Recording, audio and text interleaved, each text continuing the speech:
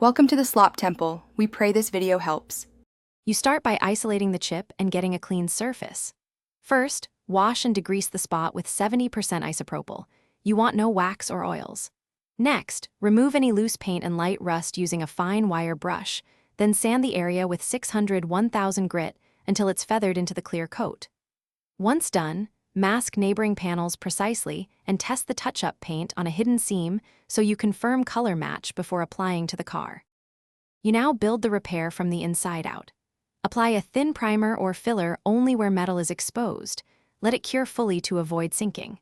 Then, using a fine brush or paint pen, add the base color in controlled, short dabs. Think several thin passes rather than one heavy coat so it self-levels. Once the color is set, wet sand the edge transitions with 1000-2000 grit to remove high spots, and repeat thin color layers until you finish by sealing the repair with clear coat to match gloss and protection. Apply 2-3 thin clear layers, allowing the recommended flash time so each cures without running. Build to surrounding clear coat thickness.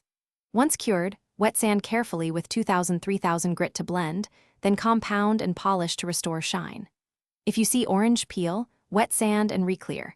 If the color still reads wrong, strip the repair and reapply thin base layers and clear. Make sure to inspect under natural light for consistency.